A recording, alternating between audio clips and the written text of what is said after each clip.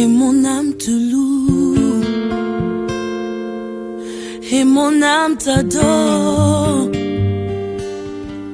et mon âme te loue, car nul n'est comme toi. C'est un chant nouveau qui monte dans mon cœur, un cantique d'amour pour mon seul sauveur. Il m'a pris de loin, il m'a lavé et m'a racheté et placé à ses côtés. Je n'ai plus peur de rien, je ne crains plus rien. Et c'est quelqu'un qui aime le Seigneur, quelqu'un de très engagé dans la foi. Et je pense que dans la vie, quand on rencontre des personnes qui sont très engagées dans la foi et qui font des sacrifices pour le Seigneur, ça se sent, ça se voit. Et ces personnes, en retour, ont le privilège d'être aussi visitées par le Seigneur. Amen. Et je pense que c'est une femme, je me rappelle, c'est la première rencontre à Lyon en 2000, ça fait 21 ans aujourd'hui. Et elle venait à l'église avec la sœur Margaret, que le Seigneur appelait à elle. Et je voyais déjà deux femmes qui venaient assister à toutes les réunions, que ce soit les soirs, que ce soit les veillées, que ce soit le culte du matin. On avait deux cultes à l'époque, ou l'après-midi, quand elle ne travaillait pas, elle était présente, toujours avec un petit garçon. Hein. À l'époque, il était un géant aujourd'hui. Et donc, qui venait à l'église. Et on a eu un moment donné aussi à partager l'intercession. J'étais le responsable de l'intercession. Et j'ai vu quelqu'un qui, lorsqu'elle commence à prier, si vous ne l'arrêtez pas, elle ne s'arrête pas. Donc c'est quelqu'un qui a vraiment le feu du Saint-Esprit, qui aime le Dieu, qui aime la prière et qui ne compte pas sur son temps pour le Seigneur. Et ça, c'est quelque chose d'extraordinaire de trouver de telles personnes aujourd'hui qui se consacrent entièrement pour le Seigneur. Elle n'hésitait pas même à se mettre des arrêts maladie quand on avait des jeûnes et prières à l'église parce qu'elle aimait Dieu et voulait voir Dieu en action. Okay. Et ensuite, elle a rencontré donc sur son chemin son Adam. Et là, c'était le début d'une nouvelle aventure. Et là, ça n'a pas été facile, puisque c'était une traversée du désert. Et je pense que si elle n'avait pas Dieu à cette époque, elle aurait pu lâcher, elle aurait pu craquer, elle aurait pu abandonner, elle aurait pu me dire, Seigneur, je retourne dans le monde. Mais malgré les difficultés qu'elle a pu traverser, elle a tenu ferme, elle a vu la main de Dieu. Ils ont eu des enfants. Et ils ont vu comment Dieu a ouvert la porte pour la maison. C'est extraordinaire comment Dieu les a bénis. Dans une grande maison avec un jardin à disposition. Et quand je prends du recul, que je regarde un peu de loin la vie de cette femme, je me rends compte qu'il y a une progression constante. C'est-à-dire que ce n'est pas quelqu'un qui commence, qui s'arrête, qui recule. Non, mais une progression constante avec Dieu. Et cette progression constante a fait que, à chaque fois, Dieu n'a pas manqué le rendez-vous de la bénir, de la visiter, avec des enfants extraordinaires qu'elle a eu ensuite. Et je pense que vraiment, je vois une femme endurante. Et quand on me dit que depuis 38 ans, son côté maternel, c'était un peu opaque, elle n'avait plus de relation. Ça me rappelle automatiquement Jean chapitre 5, un homme qui était au bord de la piscine de Bethesda pendant 38 ans. Alléluia. Et il a fallu que l'homme qu'on appelle Jésus se présente à lui et lui dise, que veux-tu que je fasse? Amen. Amen. Il a dit, mais il a cherché à trouver des excuses, des prétextes. Jésus a dit, mais je te pose juste une question, je suis capable de restaurer ta vie. Alléluia. Prends ton lit, lève-toi et marche. Et Amen. Je pense que je peux dire aussi que dans ce livre, je ne l'ai pas encore lu, mais je pense qu'il y aura les étapes à l'intérieur de ce livre où Dieu s'adresse à cette femme disparue depuis 38 ans et lui dira aussi, prends ton lit, lève-toi et marche. Amen. Je pense que la rencontre avec cette famille, après 38 ans, a dû être une rencontre extraordinaire, bouleversante. Et je pense beaucoup d'émotions, beaucoup de larmes, avec des visages, peut-être des visages qu'elle ne connaissait pas. Des gens qui ont dit, mais c'est pas la petite fille qui était ici, qui était petite là. Et je pense que les personnes qui ont pris 38 ans d'âge devaient avoir vraiment les larmes aux yeux de revoir cette femme-là accomplie avec des enfants, avec un mari. Ça, c'est vraiment la gloire de Dieu. Donc voilà en quelques mots ce que je pouvais dire. Je peux encore dire beaucoup de choses parce que c'est une femme de témoignage. Et puis, j'aimerais lui poser une question quand même. Parce qu'on dit que depuis 38 ans, elle avait disparu. Moi, je l'ai connue, ça fait 21 ans. Mais quelque chose d'extraordinaire, c'est que j'aimerais qu'elle me donne son secret. Parce qu'elle a deux secrets. C'est le sourire qui ne change pas. Et c'est aussi sa jeunesse. Nous, on prend des cheveux blancs, on prend un peu de ventre. Mais elle est restée toujours intacte depuis les 2020 où je l'ai rencontrée, 2000 où je l'ai rencontrée. Elle n'a pas du tout changé. Tu nous diras quel est ton âge là maintenant et quel est ton secret. Amen. Que Dieu vous bénisse. Amen. Amen, amen. Est-ce qu'on peut aussi acclamer encore le Seigneur? Il y a quelque chose qui m'a fait quitter les 38 ans. Que cet homme qui était 38 ans dans le PC. Gloire au Seigneur. Amen, amen. Elle-même va passer après pour dire le secret. Je ne sais pas moi de dire le secret, mais elle-même va passer pour nous dire le secret de son âge, de ce... Oui, il va nous dire. Amen. Amen. Je vais appeler une deuxième personne qui le connaissent aussi avant, depuis longtemps, le frère Modeste. Lui aussi va nous dire un mot, ce qu'il connaît aussi par rapport à la soeur qui est là, que vous avez écouté son nom, la servante de Dieu, qui s'appelle Sylvie N. Kassamalonda, donc c'est bien elle. Amen. Alors, le Seigneur, le frère Modeste, c'est des gens qui le connaissent depuis. Là c'est une très belle surprise. Hein. Et toi, tu nous as réservé des surprises comme ça. Tu ne nous as pas briefé. Hein? Tu ne nous as pas briefé. En fait, disons que personnellement, j'étais un peu au courant parce que quand je suis venu à ton anniversaire, tu avais essayé de raconter l'histoire. Et maintenant, l'histoire est écrite et je me réjouis. Donc, j'encourage personnellement déjà tout le travail qui est fait. Non seulement le témoignage de la sœur Sylvie, mais aussi le livre témoignage de ces deux jumelles-là que je vois juste à côté. Alors, frère Gérald a tout dit. Tu as vraiment très bien résumé, très bien d'ailleurs, avec le passage. Parce que quand tu parlais de 38 ans, c'est le passage du paralytique qui m'est venu aussi à l'esprit. Donc, 38 ans après, Dieu reste toujours Dieu. Amen. Il n'y a rien de caché à ses yeux. Il sait, il connaît nos pas sur cette terre. Il dit ça dans sa parole que je sais. Je te connais même quand le Seigneur, tu me sondes et tu me connais. Tu sais quand je marche, tu sais quand je me couche. Tu connais toutes mes pensées. Avant même que la pensée ne vienne, tu la connais entièrement. Amen. Donc, toutes nos pas sur la terre sont connues. Je remercie donc le Seigneur pour la sœur Sylvie. Amen. Personnellement, je l'ai connue un peu pas en 2001. Moi, je suis arrivé à Vonvelin en, je pense, ouais. Non, c'est elle qui est venue me retrouver en 2000. 2000. Elle est venue après moi, je pense. En 2000. Voilà, en 2000. Elle est venue en 2000. Non. Moi, j'étais là. Moi, j'étais à Vonvelin. En 2000. 2000. Elle est venue en 2001. Oui. D'accord. Bon, disons que j'étais un peu très rare. Je suis entré dans le groupe d'intercession un peu en retard, je pense, avec frère Gérald qui était le responsable du groupe d'intercession. Mais ce que j'ai retenu de chez la sœur Sylvie, le secret que je vois, effectivement, c'est ce que frère Gérald a dit, c'est l'éternelle jeunesse. Amen. C'est l'éternelle jeunesse, c'est la sœur Sylvie. Et c'est surtout son sourire. Un sourire qui contamine. Une contagion, on peut dire. Et c'est la vitamine C. La sœur Sylvie, c'est la vitamine C. Et puis, c'est une mère, en fait.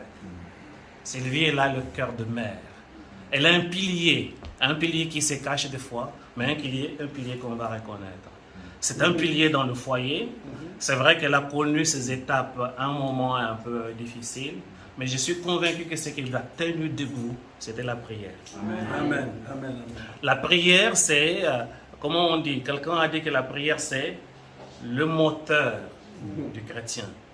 La prière, c'est le souffle de vie du chrétien. La prière, c'est ce qui nous permet d'entrer en relation avec le Créateur. Et c'est elle, la prière. Priez sans cesse afin que vous ne tombiez pas en tentation, nous dit l'Écriture.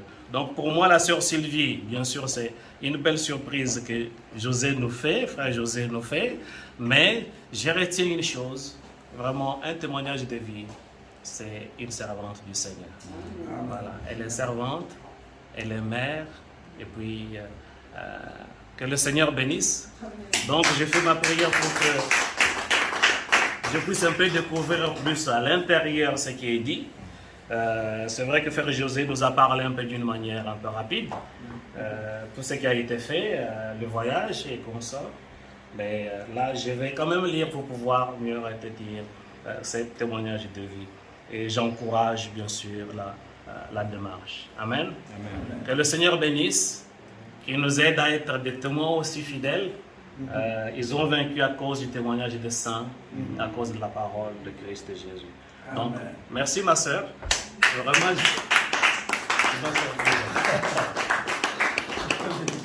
Amen, amen, amen.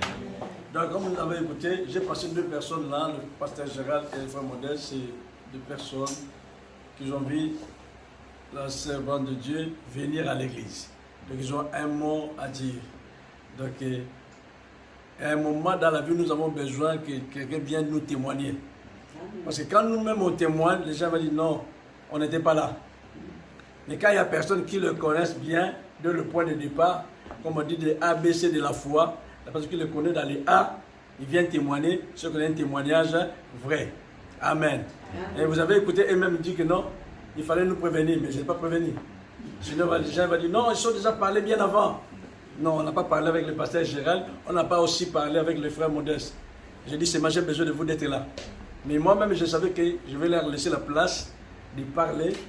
Et j'attendais le pasteur Hubert qui vient, parce que lui aussi était que le père qui était là dès le début pour nous parler de la servante de Dieu, Sylvie. Il y a tellement beaucoup de choses dans le livre, mais je mérite quand même qu'elle-même qui vienne nous parler, côté et spirituellement. On a écouté ici, le frère Modeste dit, surtout côté prière, c'est un moteur. La prière, c'est un moteur. Bon, en bref, qu'il nous parle. Ce qui était passé pendant 38 ans, dans les quelques minutes, pour nous fortifier, les uns et les autres sont là, et ceux qui vont regarder encore cette vidéo, pour être fortifiés. Amen. Donc, je l'invite, la servante de Dieu, qui vient témoigner, acclamons le Seigneur. C'est vraiment le livre qui est sa vie. Il y a beaucoup de choses. J'ai dit, moi j'ai écrit ça, c'est ce que j'ai entendu, mais elle-même va écrire un jour, le vrai qui est par rapport au côté spirituel. Amen. Amen. Déjà, je voulais vous dire un grand merci. C'est une surprise pour moi. Je ne sais pas par où commencer. On m'a dit d'être bref. Mais je suis vraiment émue. Donc, je suis tellement émue, je ne sais pas par où. Pasteur Gérard m'a beaucoup émue. Merci vraiment. Je commence à te dire merci à toi et frère Modeste. Parce que tu étais un formateur pour moi sans savoir. Parce que quand je suis arrivée à, comme il a dit, j'aime le Seigneur. Vraiment, j'aime le Seigneur de... Je ne sais pas comment le dire. J'aime le Seigneur. Et quand nous demeurons fidèles au Seigneur, ben, je ne m'attendais pas un jour. Voilà. C'était seulement sois fidèle et obéir bêtement. Même s'il y avait des tempêtes, même s'il y avait des pleurs, des désespoirs, des angoisses, aime le Seigneur. Et j'aimais le Seigneur et je continuais et je disais, un jour mon Dieu fera. Tout ça pour vous dire, 38 ans, c'était 38 ans de misère, 38 ans d'épreuve, côté physique, mais vraiment de souffrance. Si je pense que je n'aimais pas le Seigneur, j'ai même voulu me suicider, tellement l'épreuve physiquement a été dure. Le Seigneur a fait grâce. Je suis venue à l'église, et c'est là à l'église j'ai trouvé des frères et sœurs, j'ai trouvé le pasteur Gérard. Il était la bouche de Dieu pour moi. À chaque fois j'allais mal, il venait toujours avec une parole. Et la parole me fortifiait. Et je continuais. Et des années, des années, des années. Et ça fait que j'ai traversé ce feu. Même un jour, il m'a dit une parole. Il a dit, le Seigneur, il veut te faire passer encore dans le feu. pour que tu sois vraiment épuré. Parce que l'or brut, on le travaille. C'est ce que le Seigneur fait de toi. Et j'ai gardé cette parole jalousement dans mon cœur. Donc toutes les épreuves que je passais, j'ai dit oui, Pasteur Gérald me disait que tu es de l'or, tu passes par le feu. Le Seigneur veut t'épurer pour sortir vraiment, ce qu'on appelle le diamant. Donc pendant les 38 ans, c'était pas facile. Je vous dis c'était facile, non.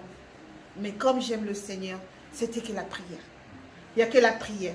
Il n'y a que la prière. Tout ce que je faisais, il n'y a que la prière. Même quand ça allait pas, c'était la prière. Quand ça allait bien, c'était la prière. Et c'était fidèle à Dieu. Je ne regardais pas ma fatigue, je ne regardais pas mon corps, mais je regardais seulement à Jésus. Voilà donc aujourd'hui, je vous dis chez moi, je ne sais pas par où commencer, mais simplement dire merci à Dieu. Merci de cette fidélité. Merci de cette épreuve de 38 ans, parce que 38 ans, je pense que le Seigneur a permis, à travers ce livre, que ça va vraiment fortifier. Je sais qu'il y en a qui passent par où je suis passée, il y en a encore pire, mais en lisant ces paroles, en lisant ces livres, pardon, je pense que ça va vraiment aider des femmes, ça va vraiment aider les familles, parce que le Seigneur ne nous abandonne jamais. Amen. Quelle que soit l'épreuve que nous traversons, même quand ça paraît la mer rouge est devant nous, il n'y a pas de situation. Et c'est là que le Seigneur, lui, il prend la suite. Parce que l'homme, l'intelligence s'arrête, dit Seigneur. Et là, Dieu maintenant, il dit, je prends le relais. Voilà, donc ce livre, c'est pour vraiment aider mes frères et sœurs d'aller en avant. Même ceux qui ne croient pas, mais ils vont croire à travers. Parce que c'est une histoire réelle, c'est une histoire vraie. Et je bénis le Seigneur. Je suis tellement émue, je ne sais pas. Mais seulement, je voulais vraiment encourager mes frères et sœurs que vous qui êtes là et ceux qui vont m'écouter, quelle que soit la traversée, même quand ça semble noir, même quand ça semble qu'on ne voit plus, il n'y a plus d'espoir. Mais seul Jésus qui arrive, parce qu'il voit tout dans le secret. Il voit nos pleurs, il voit nos cris. Et moi, ce qui était pendant 38 ans, c'était que des cris, des confusions, parce que je ne voyais pas le bout, je ne comprenais pas. Et c'est vrai, je n'avais jamais fait allusion, je pense que c'est une révélation, 38 ans. J'étais comme cet homme qui était là vers la piscine et j'attendais. L'eau agitait, tout le monde venait en jeter, mais j'attendais. Et ma misère, elle continuait. Et un jour, le Seigneur a fait grâce. Je voulais te dire vraiment merci, pasteur. Merci, mon époux. Par toi, tu étais cet ange que le Seigneur a permis et qui m'a jeté dans l'eau et qui a permis d'écrire ce livre. Et j'ai pu retrouver la famille. J'ai retrouvé la famille et la famille est dans une joie. Pour eux, j'étais morte, enterrée. Et par ce livre, je revis. Et je sais qu'il y a beaucoup de vies qui vont être ressuscitées à travers cette œuvre. Que le nom de Jésus vraiment soit béni. Merci. Amen. Acclamons le Seigneur. Je vais simplement ajouter par rapport à son histoire. C'était une personne qui connaissait seulement côté père, mais il ne connaissait pas côté mère. Parce que son père l'a fait venir en Europe petite. Il a coupé le pont avec la famille côté maman. Parce qu'elle a perdu sa mère petite. Quand sa mère a été décédée, c'est là que son père a décidé de le récupérer parce que son père il était ici à Lyon. Il l'a récupéré et quand il est venu à Lyon, le père l'a tout coupé. Et elle a grandi sans connaître la famille côté maman.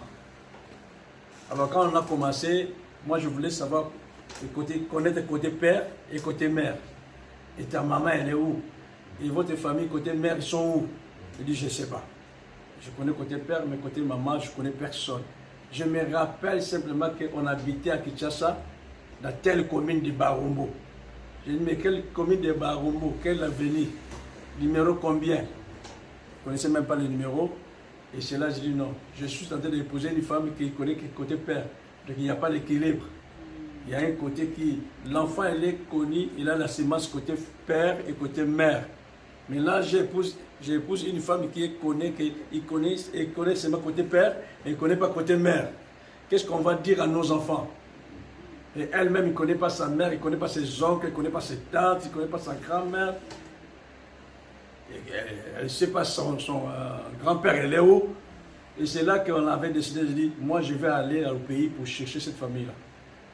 Donc ma décision d'aller là-bas pour chercher la famille. Donc mon premier voyage à Kinshasa, c'était pour aller chercher la famille.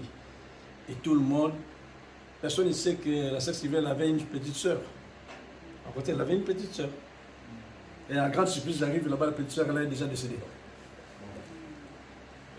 Donc c'était douleur et douleur. Et son grand-père est déjà décédé. Ses oncles sont morts déjà. Donc la famille est restée une famille vraiment terrassée, écrasée, parce que la plupart des gens sont morts. Et j'ai vu une vieille dame qui était dans une porte de la maison, c'est sa grand-mère. C'est elle qui disait toujours que non, je sais que ma petite fille là, elle n'est pas morte. Je ne sais pas si elle est où. Si elle est dans le pays de son père ou est toujours en Europe, je ne sais pas. Mais c'est que je sais qu'elle reviendra. C'est pour ça que le titre qui est dans le livre, qu'elle reviendra, c'est une parole qu'une grand-mère qui avait prononcée.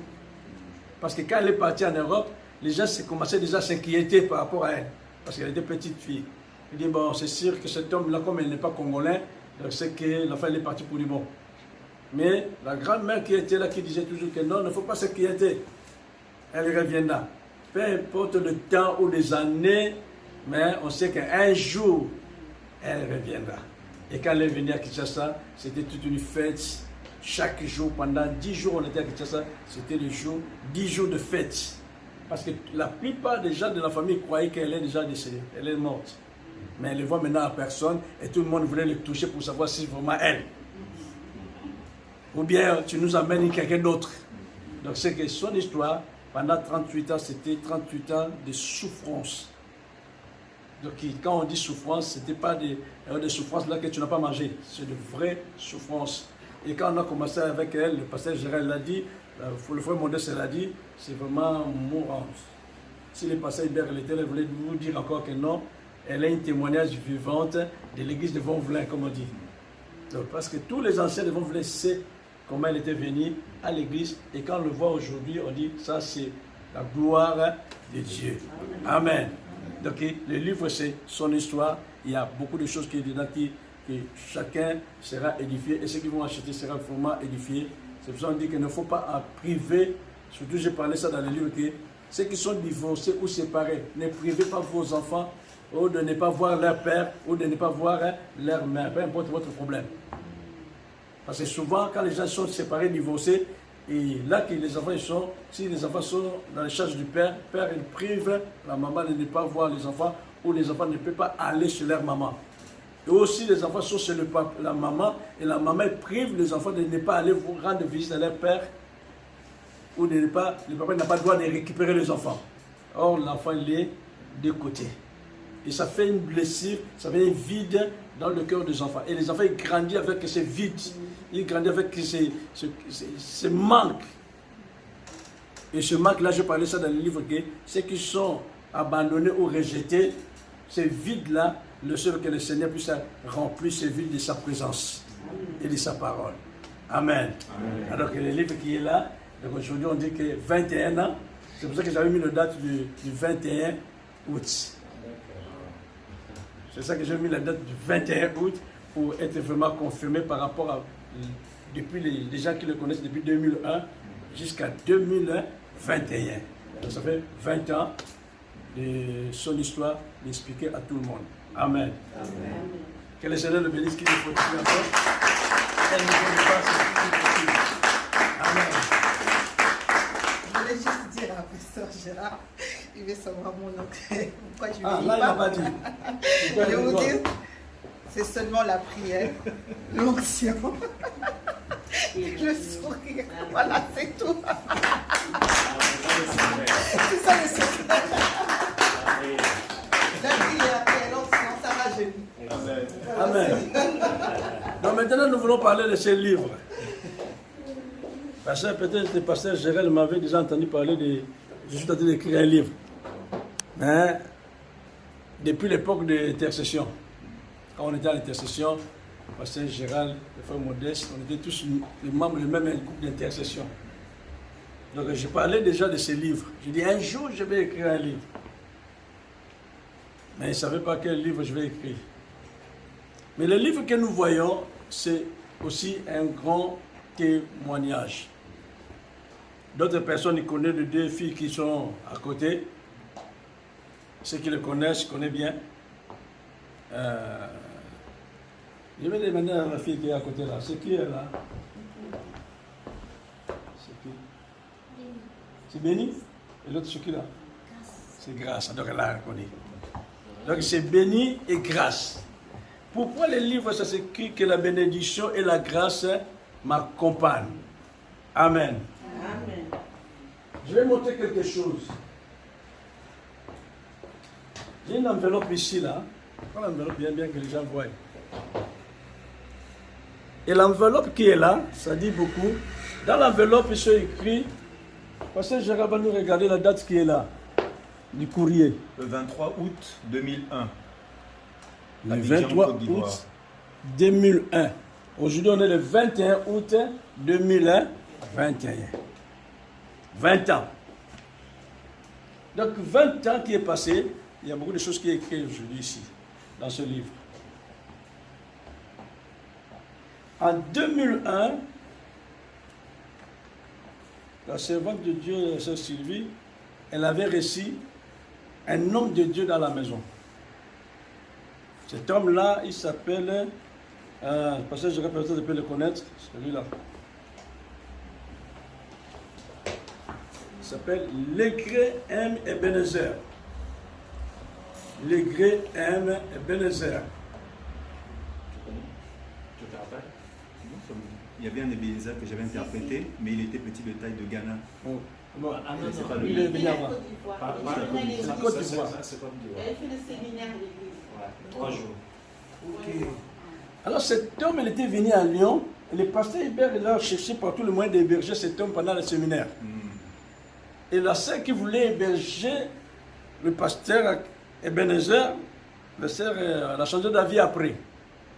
Et du coup, le pasteur a dit, bon voilà, maintenant, on va le mettre où? Parce qu'à l'époque, les hommes de Dieu, quand ils viennent dans les églises, il fallait qu'ils soient hébergés quelque part.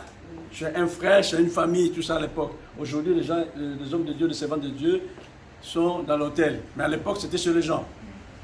Et du coup, le pasteur, il dit, je cherche quelqu'un qui peut héberger cet homme de Dieu. Pendant ces 3 jours de séminaire.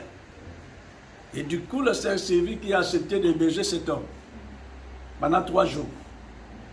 Et cet homme, Ebenezer, en rentrant en Côte d'Ivoire, il a envoyé un courrier.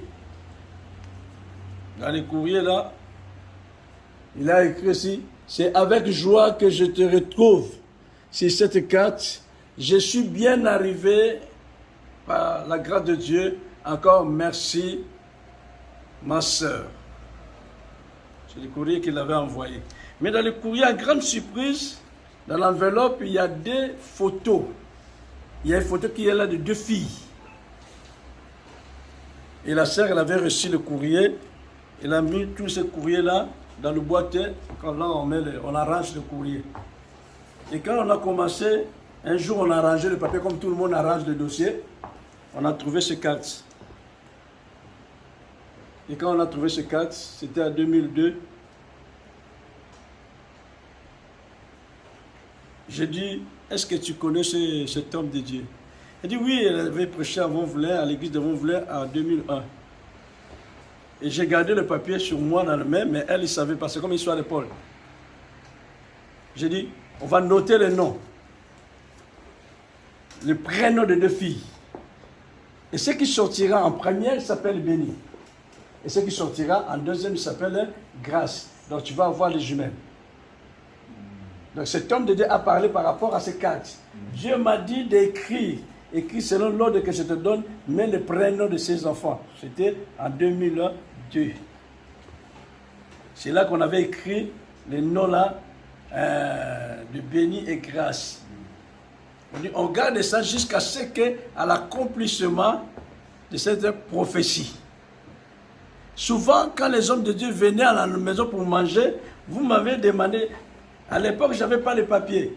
Quand vous demandez, Pasteur José, frère José, quel est ton sujet de prière? Je disais toujours, prier pour que cette prophétie puisse avoir son accomplissement. Je ne demandais pas aux gens de prier pour ma carte de séjour, pour avoir la carte de séjour, mais je demandais de prier pour que ce que Dieu m'a dit puisse avoir son accomplissement. Parce que Dieu m'a dit que ma femme elle aura des jumelles. Et il m'a dit d'écrire les noms. Et j'ai écrit les noms. Et quand elle est tombée enceinte, on croyait tout de suite que c'est des jumelles. Au contraire, c'était un garçon, lui, qui filme là. On dit, ouais, mais nous, on croyait que c'est des jumelles, au contraire, c'est lui. Bon, on tient toujours le coup. On sait que ce que Dieu a dit, c'est oui et amen. Même si ça tarde, peu importe les années, le temps s'accomplira certainement. On garde le papier jusqu'à le jour là. Et le jour est tombé enceinte, il y avait une jeune de 40 jours à l'église. Elle était en train de grossesse qui était le triplé. C'était le triplé, ce n'était pas des jumelles. Et quand on est parti à l'hôpital, il y a une qui était partie, qui était à une autre poche, et les deux fils étaient dans la même poche. Et quand le médecin dit que non, désolé, mais je vous annonce quand même, il y a une qui est partie, et il reste deux. Je dis au médecin, c'est pas grave, parce que le papier que j'ai là, c'est 2 filles. Ce n'est pas triplé. Elle dit, mais vous avez un papier? Je dis, oui. J'ai un papier qui est là, le médecin ne peut pas comprendre ce langage. C'est-à-dire, ceux qui ne sont pas spirituels ne comprendront pas le langage spirituel. Mais ceux qui sont spirituels, ceux qui ont le Saint-Esprit, sont capables de comprendre ce langage. Amen. C'est là qu'Isaïe la naissance de jumelles. Donc ceux qui sont là, ce n'est pas béni grâce, c'est une prophétie. Mais ceux qui sont à côté, c'est béni grâce. Pour dire que ce qui était parlé, ils ont eu son accomplissement. Pour dire que tout est possible à notre Dieu. Tout est possible. Voilà ce qui était passé. Et j'ai écrit, pendant que j'étais en train d'écrire, à l'époque là, la Bible nous dit que Dieu parle tantôt d'une manière ou d'une autre. Dans les périodes que moi j'étais sans papier, la servante de Dieu l'avait demandé la nationalité française. Et à chaque fois il demande la nationalité française, on la rejette. On dit non parce que tu as fait entrer un clandestin dans le territoire français. Or, tous les deux s'est rencontrés à Lyon. Elle est venue petite, moi je suis venu grand. Mais souvent dans les courriers que les autorités françaises envoient, disent on ne peut pas te donner la nationalité française parce que tu as fait entrer un clandestin dans le territoire français.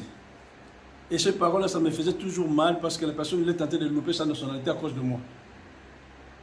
Et un jour, le Seigneur m'a parlé. J'ai ramassé une carte d'identité. En faux. Et tu as prophétisé, tu as mis la photo. J'ai mis sa photo.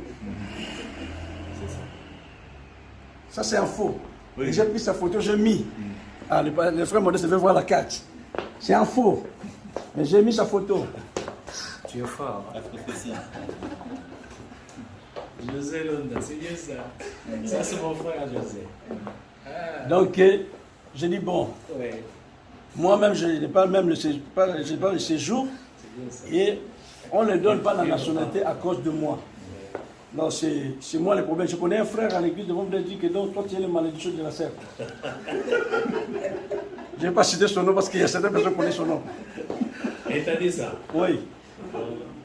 Et j'ai dit, Seigneur, il faut confondre les gens avec ça. Et j'ai mis ça dans mes poches. J'ai promené avec ça. Ça, je vais voir. Hein. C'est très bien ça. Tu vois, ça c'est en fait, ça c'est la foi. Ça c'est vivre par la foi. Amen. Non, mais ça c'est. C'est un faux carte, mais avec un photo vrai. Alors, ton frère José, là, tu me surprends. Ça c'est bien ça. Et un jour, les policiers m'ont arrêté. Les policiers de frontières. Les policiers de frontières m'ont arrêté. Et j'étais dans le bureau du gouvernement par Dieu. Souvent, ils m'ont arrêté, ils m'ont emmené là-bas. Mais après, de côté, ils m'ont laissé partir. Et un jour, ils ont trouvé ça, ils sont sortis de portefeuille, ils ont vu ça. Ils disent, monsieur, ça c'est quoi ça? J'ai dit, ah, là, c'est moi-même qui a fait ça. mais pourquoi vous avez fait ça? Je dis, non, j'ai ramassé ça et puis j'ai écrit. Ils sont cherchés dans leur ordinateur, ils ont vu que mais monsieur, votre femme-là n'a pas le droit de la nationalité française. Mais pourquoi vous faites ça? Il dit, c'est moi-même que je sais. Vous ne pouvez pas déchirer ça. Il me dit, bon, reste avec tes rêves, hein, ça ne sera jamais accompli. Alléluia. Mais un jour, on a reçu un courrier qu'elle a eu sa nationalité. Le jour où elle est partie chercher sa nationalité, c'est moi qui ai apporté le dossier. C'est moi qui ai apporté le dossier. On dirait que c'est moi qui ai eu la nationalité. Et quand les gens me voyaient sortir en la préfecture, c'est moi qui avais le dossier vert là. Et c'est moi qui dansais. Mais les gens me disent, il y avait une soeur qui est à côté de la femme d'un pasteur qui avait eu la nationalité. Il dit, mais pasteur José, frère José, c'est pas toi qui as eu la nationalité. Mais pourquoi tu gardes le dossier? J'ai dit, non, c'est moi qui ai eu la nationalité. Il dit, mais c'est votre femme. J'ai dit, moi-même je sais. Regarde ça là. Amen. Il dit, la foi c'est appeler des choses qui n'existent pas à l'existence. Tout ce que nous voyons, physiquement, c'était déjà dans le monde invisible. Le vrai foi, c'est appeler ce qui n'existe pas à l'existence. Le Dieu qui est en nous, il est celui qui appelle des choses. Donc nous portons en nous celui qui appelle. Et qui a fait de nous aussi des hommes capables pour appeler des choses qui n'existent pas à l'existence. La vraie définition de la foi, ce n'est pas Hébreux 11, verset 1.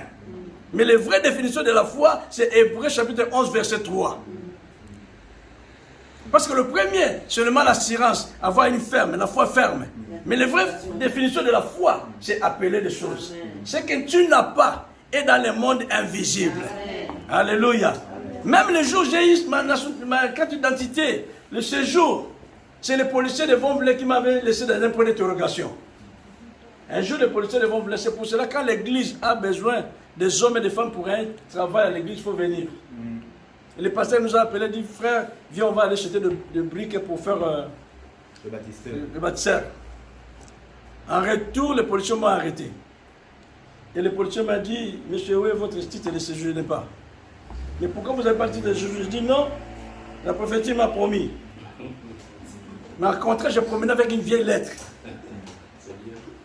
Et quand ils sont regardés dans leur ordinateur, ils disent, mais monsieur, à chaque fois on va arrêter, tu seras libéré. Parce qu'il n'y a rien qui te condamne dans ce territoire.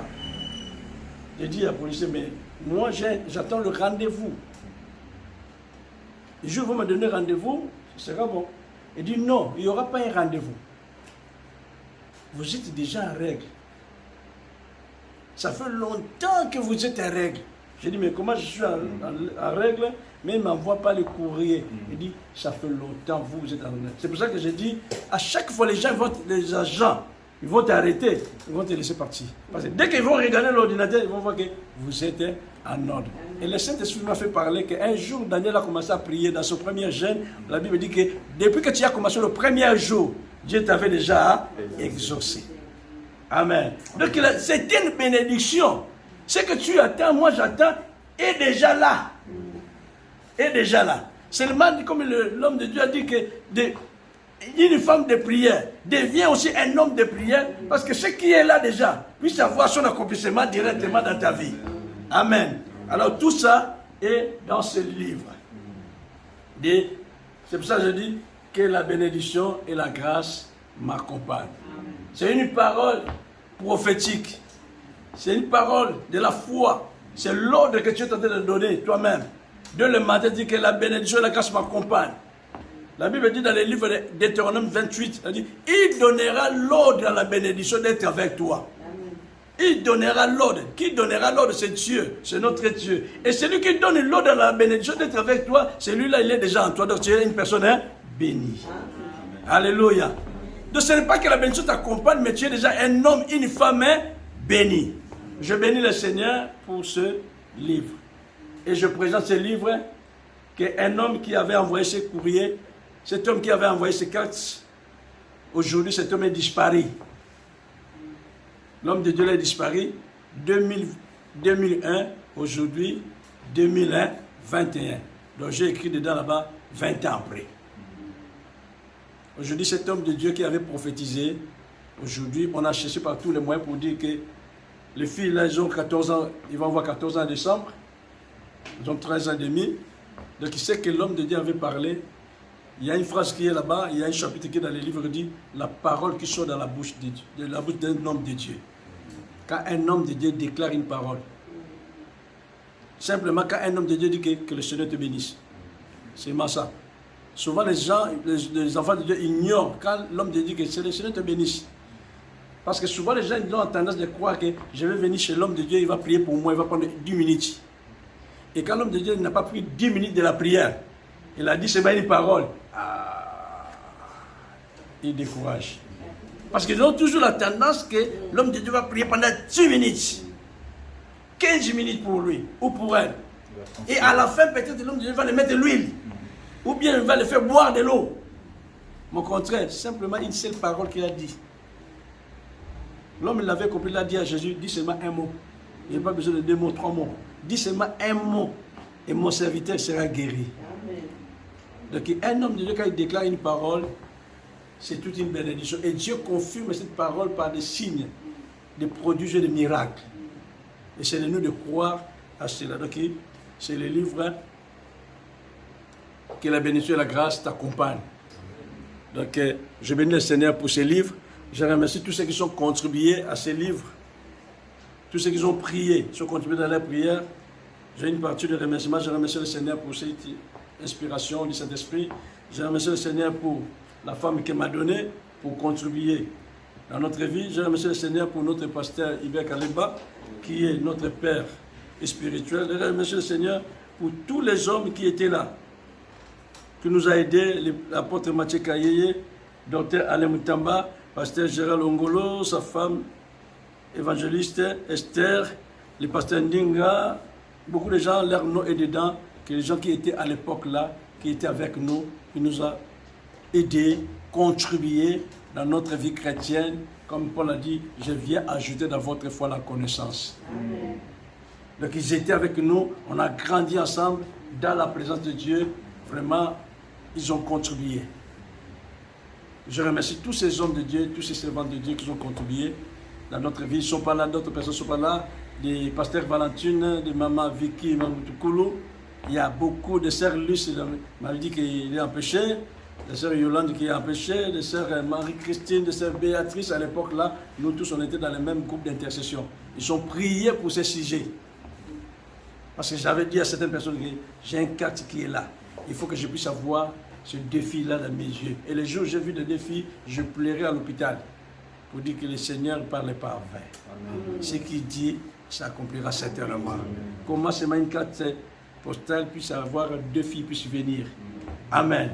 On est 21h, donc ça fait 21h15 que le 21, malgré que c'était le 23, alors le 21 août 2021, c'est le livre qui est pas béni grâce, mais la bénédiction et la grâce t'accompagnent ce soir-là au nom de Jésus-Christ. Amen. Amen.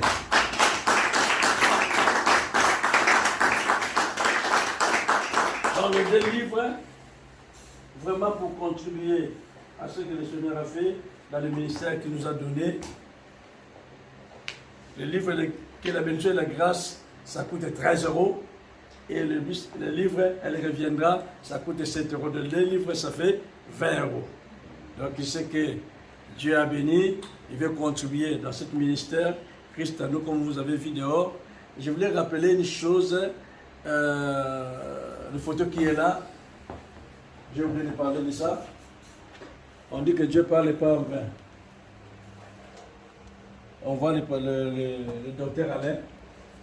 C'était dans les livres qu'il avait sortis. C'était le jour de dédicace de son livre, La grâce du grand. Qui a dit que non, il est prêt pour moi, dit non, l'état d'affectation. Donc prochainement, ça sera toi. Mais quand il a dit ça, nous ne voyons que la prière. J'ai fait ces photos pour dire que non, voilà. Lui écrit des livres, poussé par le Saint-Esprit, et c'est lui qui a prié pour moi, dit moi je fais le temps d'affectation. Que prochainement, ça sera toi. Et prochainement, là, c'est aujourd'hui, et par la grâce de Dieu, et c'est des livres qui est sorti. Amen. Vraiment, merci à tout le monde qui sont venus. Que Dieu vous bénisse, comme je dis, les 2 livres coûtent 20 €. Que Dieu vous bénisse. Si tu veux faire comme les Américains, tu fais. Si tu es libre de faire. Si tu veux faire comme les anglophones, tu fais ce que Dieu t'a mis à cœur à faire. Les anglophones, si le livre est 10 €, il est capable de donner 100 €. Si le livre, les Américains, si le livre est 20 €, il est capable de donner 100 €. Parce que c'est que c'est pour contribuer à l'avancement de l'œuvre du Seigneur.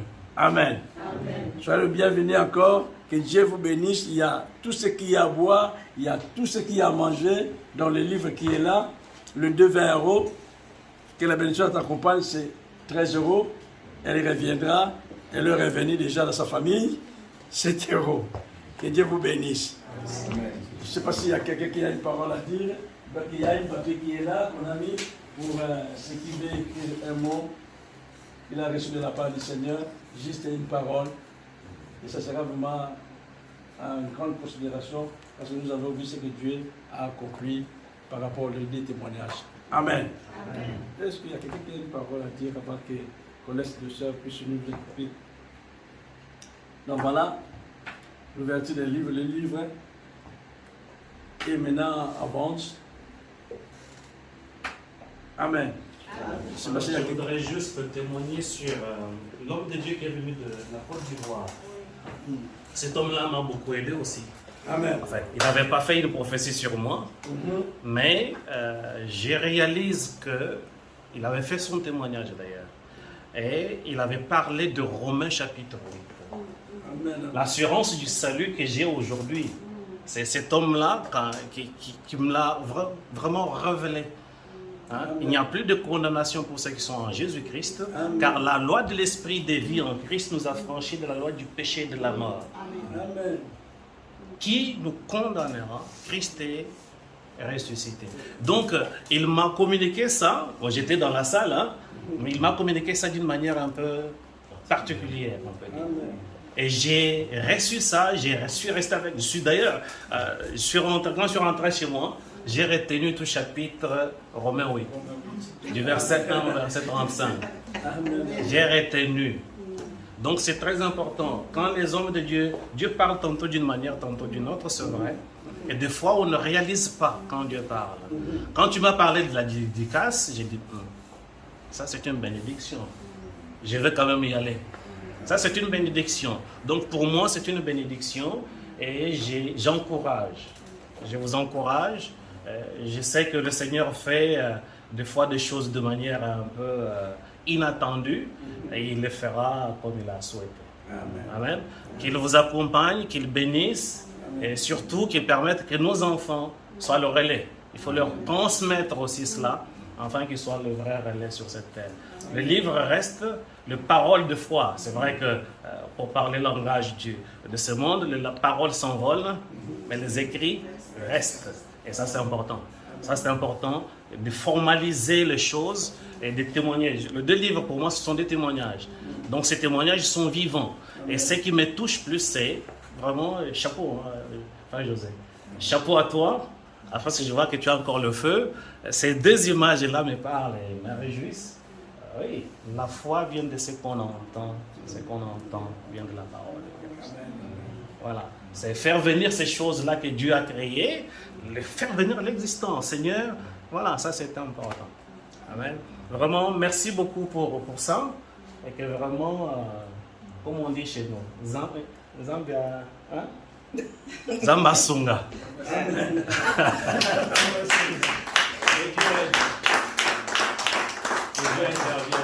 Vraiment, les livres, la porte est ouverte de vente, les livres. Et les ceux qui sont là, ils vont passer avec ce qu'il y a à boire, à manger qui est là. Et chacun doit se servir. Ceux qui sont prêts pour acheter les livres, la porte est ouverte pour l'achat des livres. Avant que certaines parties qui partent déjà dans les Amazon. D'accord. Bon, la porte est ouverte. Amen, amen. Que Dieu vous bénisse. Ceux qui sont venus, vraiment c'est une joie de se retrouver à ce moment-là.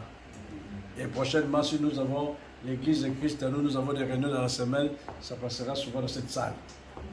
Si nous avons des réunions dans la semaine, le soir, notre réunion de prière, ça passera à cet endroit parce que la personne, le propriétaire m'a confié la clé de cette salle. Il a dit, bon, si tu as des réunions à faire dans la semaine, pour le moment, ce n'est pas encore accordé pour le dimanche, mais dans la semaine, nous avons la clé de cet endroit. Que le Seigneur vous bénisse. Amen.